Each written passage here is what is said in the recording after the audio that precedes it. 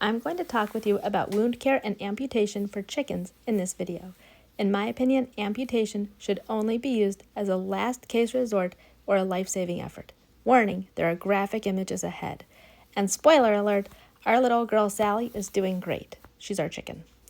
Now, Sally had gotten caught up and was hanging overnight by her leg in between two pieces of metal, and we found her after 24 hours of hanging there. Her face was totally inflamed, her leg was cut, her wing was damaged, and she was in shock. We brought her inside and made sure that she was comfortable. She had plenty of food, plenty of water, and some treats. The foster dogs helped make sure that she was good. We hand-fed her just to make sure that she would eat and drink a little bit, and then we gave her a little bit of space. Next, we assessed her injuries. It was really important to make sure that the injuries were treatable and not fatal. She'd hurt her wing pretty badly, although what was worse was her foot. So we wrapped up her foot for the night and gave her some cuddles. The next day, we looked at her foot, and it was really bad. Here comes a graphic image. Sally's foot was gnarly. It was so inflamed. We knew we had to get into action right away, so we took a closer look at it and saw that there was a bumble on the bottom. A bumble forms when the chicken steps on something sharp like a thorn and then walks in something with bacteria and there's an infection. The way you treat that is you soak the chicken's foot in some warm water with Epsom salt, and then you pull it out. Definitely wear gloves. You don't want the infection on your own skin, especially if you have an open wound. It's kind of gross, but it's absolutely necessary because the infection can spread and ultimately it can kill the chicken. So we removed the bumble, wrapped up Sally's foot, wrapped up Sally, gave her a bunch of love and a bunch of attention. Even Bo came in for the action. Then we returned Sally to her crate and gave her some of her favorite foods, Greek yogurt, eggs, strawberries, you name it. She was living the good life at this point, although she still wasn't very happy. Sally was still in some significant pain and discomfort. So again, we assessed her injuries just to make sure that they're treatable, not fatal, right? And what does that mean for Sally the rest of her life? At this point, we still didn't know if Sally was going to make it, and the problem is that her leg was black, and we didn't know if the skin was black underneath or if it was from infection. So I took her outside to see how she would do. Sally was so happy to be outside, which was great to see. She was also almost exclusively only using her right leg. She almost would prefer to sit down than to use her left leg. And when she used her left leg, it was more for balance than for stability. It wasn't weight bearing. She was putting almost no pressure on that left leg. I knew that was a problem, and I was really hoping to not have to amputate. I still wanted to treat the foot, because you can treat a foot and then amputate, but you can't amputate and then treat a foot. So again, amputation has to be a last-ditch effort and a life-saving effort. We brought Sally back inside, made sure she was comfortable, decided to take a look at her foot the next day. The next day, her foot was even darker and it was starting to smell. That meant that it was necrotic. Necrosis was setting in. The foot, it was dying.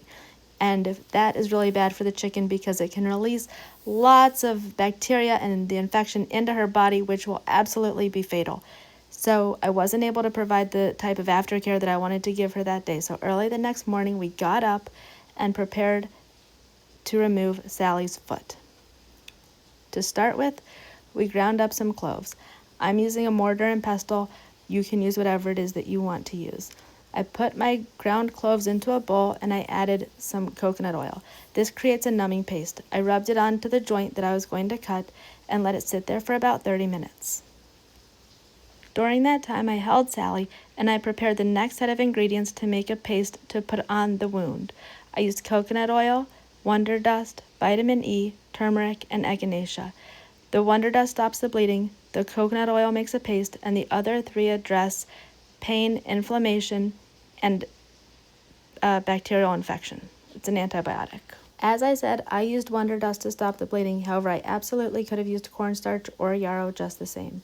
I mixed all this together into this lovely brown paste and set it aside. Next, I put out all my gauze, my tape, everything I was going to need for wound care after the amputation. I also had my sharpened knife ready. We used a cleaver and we rocked it instead of using it like an axe to make sure that we got the exact placement that we were going for. I was advised to cut on the joint and above the infection, and so that was what we tried to do.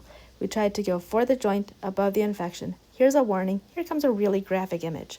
It turns out that we did get above the infection. You can see this good, healthy tissue, and of course the hollow bone. I thought it was really interesting. You can also see how badly this foot was infected and still inflamed. Even the toes were not bending all the way. It was so painful for Sally. Although we did it, and then we wrapped up the wound, and we are going to keep this wrapping on for the first 24 hours. Within a few minutes, Sally was in a towel. I was rubbing her ears and she was cooing. From there, we wanted to keep her awake and warm, so we held her for the next series of hours. After that, we did put her back in her crate to give her some time to recover. Alone in the dark, we made sure it was nice and warm, and she was not very happy about it. She did okay, but she was not happy. In fact, she was either in so much pain or so unhappy, she wouldn't even look at us. She just gave us her backside, which is very unusual for Sally. I went around to the side of the cage to see how she was doing, and she gave me the grumpiest face I've ever seen on her. Warning, here comes another very graphic image.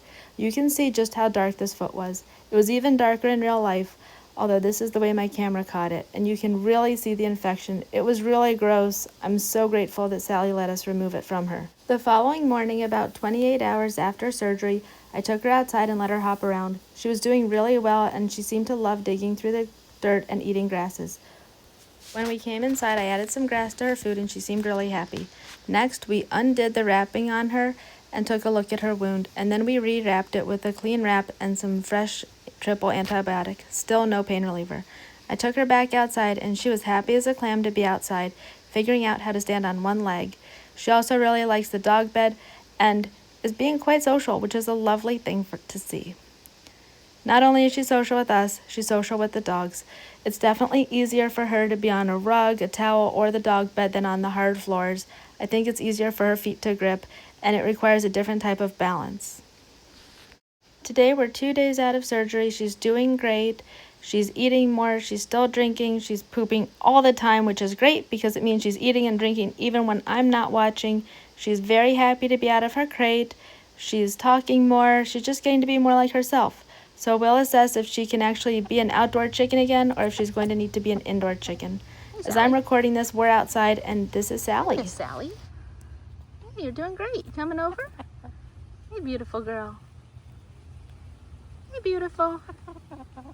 As Sally continues to heal, I do have her on antibiotics, so check out my video on how to administer oral antibiotics to a chicken. I was not a chicken expert. I never thought that I would ever be in this position. It never even occurred to me when I first got chickens a few years ago, although chickens are super resilient, and if you do need to amputate, again, amputation should only be used as a last-ditch effort to save a life, never as a first step. You can treat and then amputate. You cannot amputate and then treat. So good luck, and leave your comments below.